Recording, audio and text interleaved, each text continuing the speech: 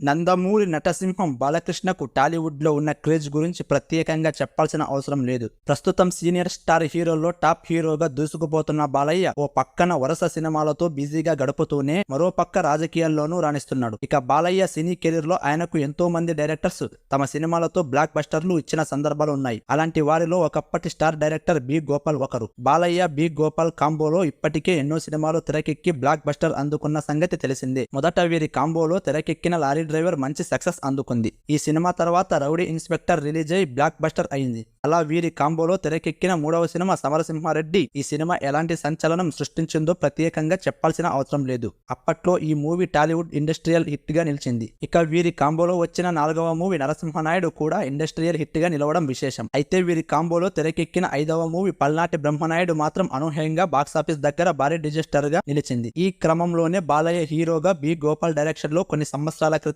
హరహర మహాదేవ అనే టైటిల్ తో మరో సినిమా మొదలు పెట్టినట్లు అఫీషియల్ గా అనౌన్స్ చేశారు. పోస్టర్ కూడా సినిమా నుంచి రిలీజ్ చేశారు. కానీ సినిమా సెట్స్ పైకి రాకముందే ఎండ్ కార్డ్ పడిపోయింది. ఇక తాజాగా బి గోపాల్ ఓ ఇంటర్వ్యూలో మాట్లాడుతూ ఈ సినిమా ఆగిపోవడానికి గల కారణాన్ని వివరించాడు. బి గోపాల్ రియాక్ట్ అవుతూ బాలయ్యతో సినిమా తీయాలని ఫిక్స్ అయ్యా, కానీ కథ మాత్రం సిద్ధంగా లేదు. ఈ క్రమంలో బెల్లంకొండ సురేష్ సినిమాకు ప్రొడ్యూసర్ గా ఉందామనుకున్నాడు. ఆయనే ఒక కథ ఉంది, దానితో సినిమా చేయండి అని వివరించాడు. ఇక ఆ కథకు హరహర మహాదేవ అనే టైటిల్స్ ఫిక్స్ చేశాం. కానీ ఆ తర్వాత అతను ఆ స్టోరీ వినిపించకుండా చిన్ని కృష్ణ దగ్గర ఓ స్టోరీ ఉంది అని చెప్పాడు.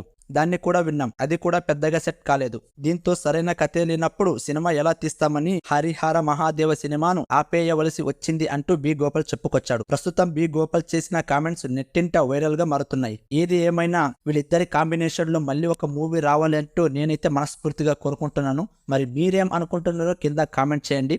ఇలాంటి మరిన్ని అప్డేట్స్ కోసం మన ఛానల్ ను ఫాలో అవుతూ ఉండండి. సబ్స్క్రైబ్ చేయడం, లైక్ చేయడం మర్చిపోకండి. Thank you.